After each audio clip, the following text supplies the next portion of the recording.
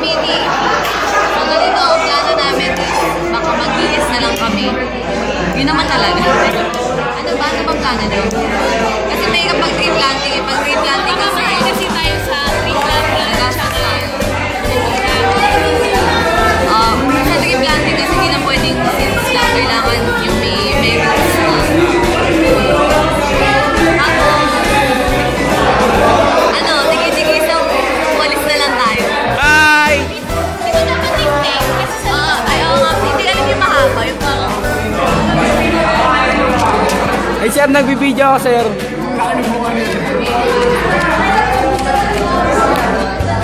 Ano ba masasabi mo? Hi! Ano ba suggestion mo?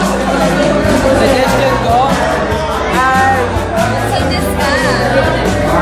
Ano na lang, sige, tingin na tayo mo. Kaso, isip mo paano. Mag-recycle tayo ng bottle. Yung mga bottle pupulutin din natin. Kasi lalagyan ng flowers. Yung mga damo. Kasi dadala tayo ng sako. Dustpan po, dadala tayo. Iniisip ko yung dustpan kasi hindi pwede yung normal na dustpan na dapat yung malaki. Alam mo yung mga ganun.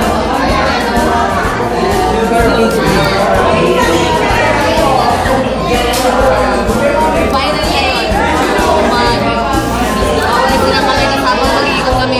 Bulot kami ng mga bottles. Tapos, dadala kami ng sako. Okay na yun. Okay na?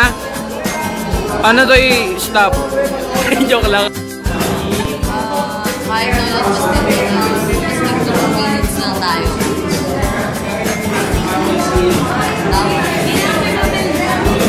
Nag-reflection kami. Hindi sa akin ang ulitin ko kasi nung nag-reflection ako, nagsasalita lang.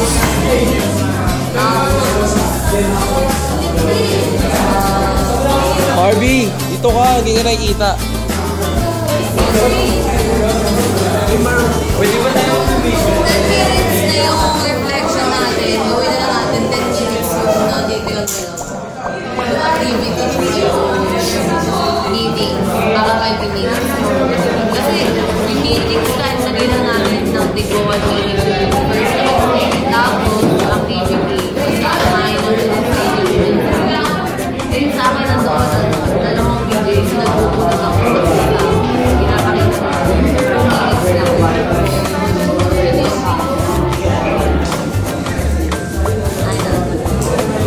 Wait, 1 minute pa lang to. Ano ba masasabi mo?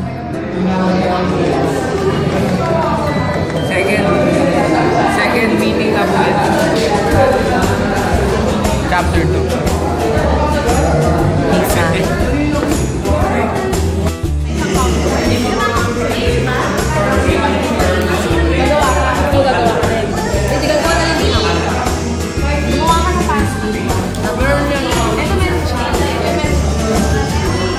Meron ako. Sarili kong account. Ano? Pag alam niyo yung ano? Ay wala. Windows ka nga pala ano? Wala kang Google.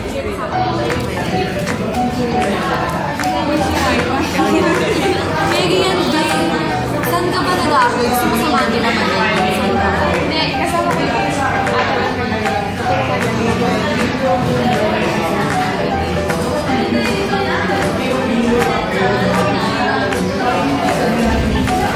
So, ganito na lang gagawin natin. Actually, sorry ako may delay kasi may walang reflect. Pero mamaya na natin yung marami. Kailangan. Thank you po. Siya gagawa. Lagi ko na yun. Kapag sinaksak mo kasi lang namin kayo. Ito. Ngayon ito gagawin. Ano nangyari kasi, Ben? Kapag sinaksak mo yung USB, maglalagay empty. So, may search na, di ba? Pag nag-search na, ang itay mo na dati. Lalabas na lang.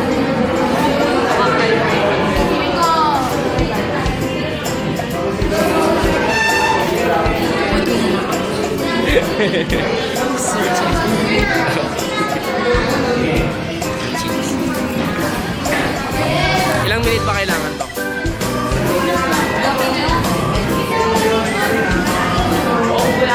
2 minutes na natin.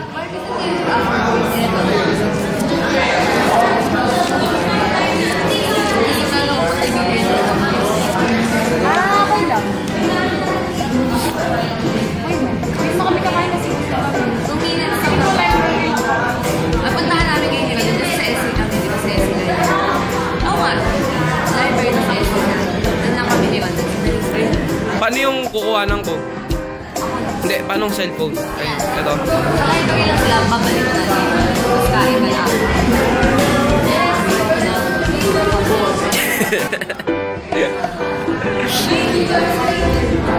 Hindi ko kinigaan na doon. Kailangan nyo, pre. Hindi naman sa loob mismo eh. Ayun na yun. Sa ibang ano lang pa ba? Saan? Sa ibang tahimik pa. Ngayon? Okay, sandali na 2 minutes lang. Pwede ba? Magiginig.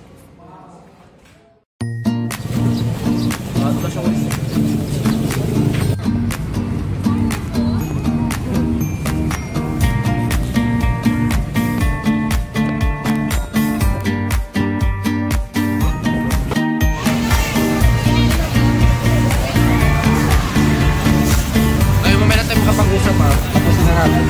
Yeah, sure. Linis po kami ngayon. Ano yung rap? Plastic tol. Plastic. Ano ito na po yung mga ibang grupo? Ano yan, Marvy? Bubog! Ah, bubog. Hindi ka dito. Ayun o! Paula! Dito po tayo ngayon sa Intramuros Garden. As you can see, marami pong mga tao ngayon. Marami mga Letronites.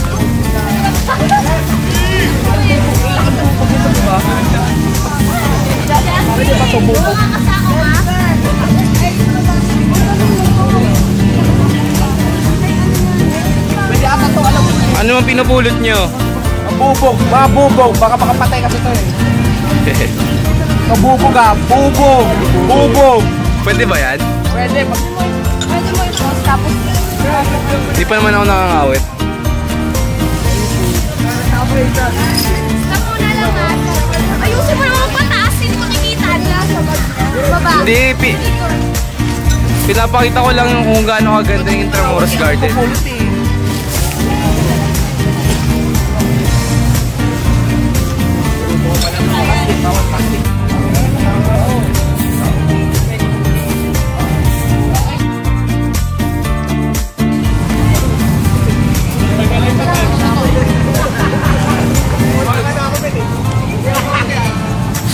Marami na po ba tayong nalilikom? Tingnan natin.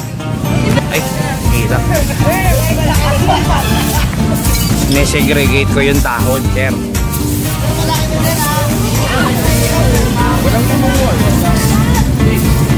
Na-ice cream down.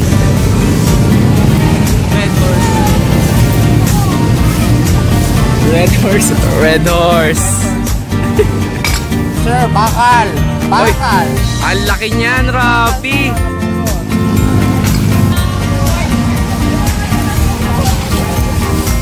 Nasegregate po namin ni Marvy yung ano, sir.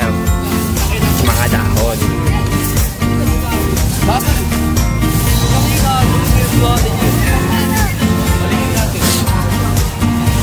Ano ginagawa mo dyan? Ha?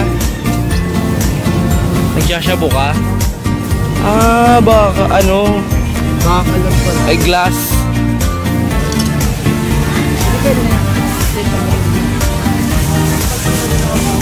Yan talaga, pre, madumi. Ano masasabi mo, Rapi? Magdating kami po ng kalgasan. Lagi tayo maglinis. Nagawa mo ba yun? Ginagawa ko yun. Ginagawa ko nga oh. Hindi, araw-araw. Araw-araw pati sa bahay ginagawa ko pa rin. Gusto ko nag-iinis ako. Ba't parang hindi ka marunong magwalis? Kasi masakit. Ba't ganyan yung pagwawalis mo, Rapi? Paano ba dapat? Truck. Oo. Turuan, hindi pagawin. Kalagi. Ayan, si Rapi double duty. Wala kang nawawalis dyan.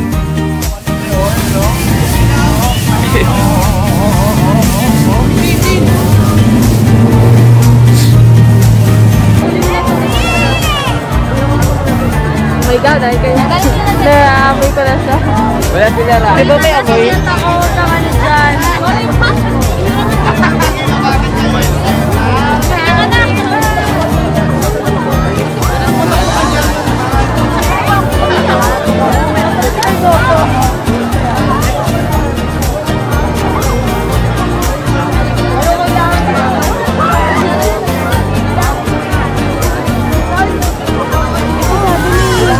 JP, ano na yung napulot mo?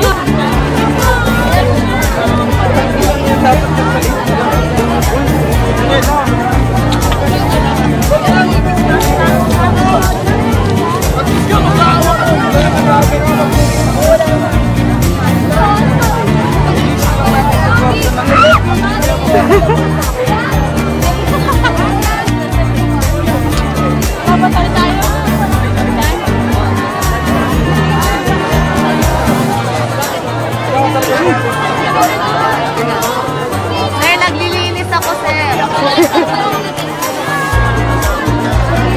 Sir, paano naman kami? Sir, palagana sa akin na kami dito. Taas mo nga yung face mask ko.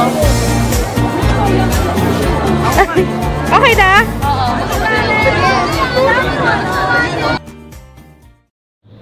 Hi sir, Sinas. Si Rafael Valente, MP1. Ito po yung aking motosayo. Tara. Okay. September 27, Sunday. Kahit araw ng pagsisimba, kailangan meron kami community service. Para sa patong community service na to, ito ay para sa paglilinis sa ating mga community, para luminis ang ating kapaligiran. Sa araw na yun, kasama ko mga grupo ko, hindi ko akalain na maglilinis kami ng ganong oras. Madami kaming nakikitang mga bubog, mga pwedeng ikasakit ng mga tao, katulad mga basag na bote, mga gulong na may tubig na merong mga langaw or mga pwede pang or kahit ano pang gamit. Pwede rin itong ikasakit ng mga tao sa pagtapak ng mga basag na bote at sa mga iba. At sa pagkatapos namin paglilinis, naaalala ko na kailangan talaga magkaroon ng community service sa ating mundo. Mas lalo na ngayon kasi madami ng dumi. Ang aking natutunan sa aking community service ay pagpatuloy natin ang paglilinis ng kapaligiran. Nakakatulong pa ito sa ating mundo at pinakatulong pa natin sa ating bayan. So dapat lagi nating pagpatuloy ang paglilinis sa kapaligiran at sa kahit saan man. Ano po? Sir, ito po yung reflection ko. Yan. Okay. Nung Sunday ng September 27, 2015, naganap ang paglilinis sa garden ng Intramuros at nasasabi ko lang na masarap sa pakiramdam ang paglilinis kasi nakakapaggaan ng loob. Sa bahay kasi hindi naman ako masyado naglilinis. Hindi ako naglilinis, hindi ako naglalaba. Pero nagluluto ako. Kaya po, nung naganap ang paglilinis sa Intramuros, nakakagaan ng loob kasi nakakatulong ako sa kalikasan at pakiramdam ko sa sarili ko masipag na ako. Hindi lahat ng tao hindi nabibigyan ng pagkakataon maglinis at hindi nila na-appreciate kung gaano karami ang binibigay ni God para sa kanila. Nag-reflect sa akin ang paglilinis sa Intramuros bilang maging isang masipag at responsableng tao. Marami ang basurang hindi nalilinis at dahil ito sa kapabayaan at irresponsable ng tao. Sana maulit-ulit ito. Sana ma-realize ang maraming tao na na may kailangan nila pumunta sa bawat tao. Dito na po nagtatapos ang lahat. Diba po?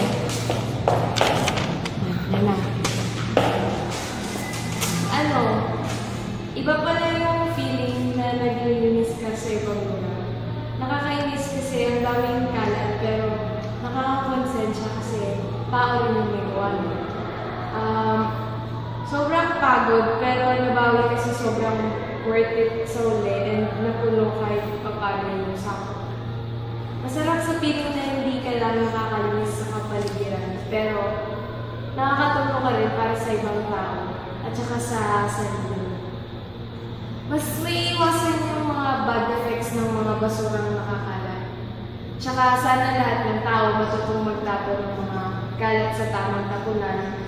Lalo na yung mga kabataan na hindi na napapansin yung dumi kasi nakatuon na sa mga makabagong teknolohiya, yung mata or isip nila. Kung siguro may isang salita or disiplina, yung mga tao, malinis siya maganda pa rin yung kapaligiran natin yun. Sa ating mga tao kasi pinaubaya ang mga bagay na ginawa ng Diyos tapos hindi aalagaan o papabayaan na. Kasi tayo na apektuhan eh, di ba? Kailan pa tayo kilos kung kailan lang sinabihan? Hayaan ka ba natin tuluyang mawasak yung mundo? Papayagan mo ba na kahit ang itsura ng puno at halaman ay hindi na kailanman masilayan ng susunod na henerasyon? Tayo taga-pangalaga, hindi tayo nalikha upang maging taga-ubos at taga-sira. Simulan natin sa ating sarili. Yung simpleng pagtatapon ng wasto ay isang malaking tulong sa ating kapaligiran at kailangan.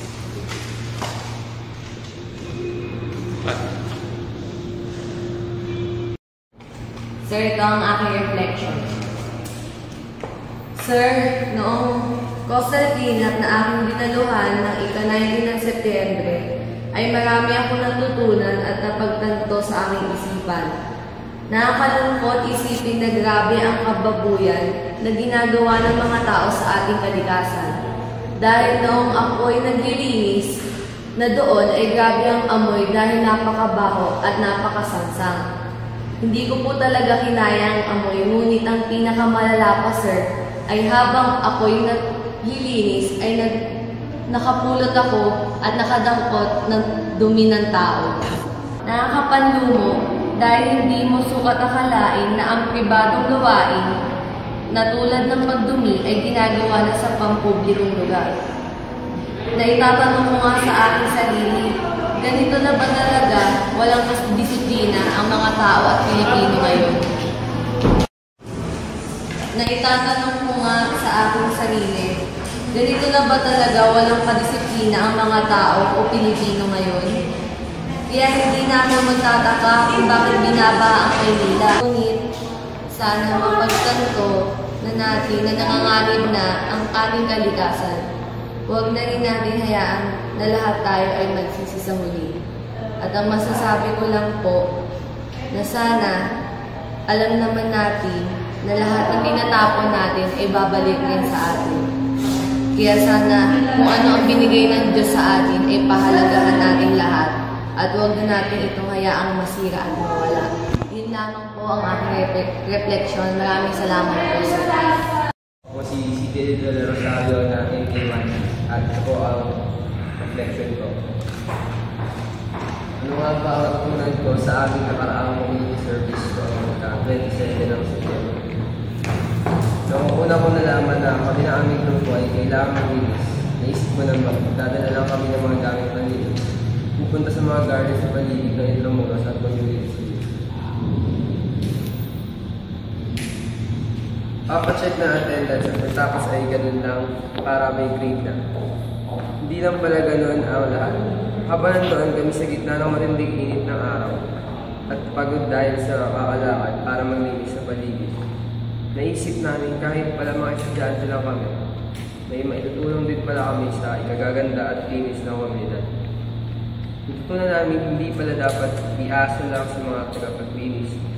Dahil kung ang bawat isa pala ay magtutulong-tulong ay hindi napakaganda at linis na pala ng ating bansa. At isa pa namin tutulan ay hindi lang ang paglilinis ng paligid kundi ang pahalagahan at mahalin ang ating kalikasan dahil ito ay tunay na biyaya ng Diyos. Sa paglilinis ng mga paligid ay lalo akong napalapit sa ginawa ng Diyos. Lalo akong naunawaan ang mga ginawa ng Diyos. Nang matapos kami maglinis ay ang sarap nito sa pakiramdam kasi nakatulong kami sa kalikasan.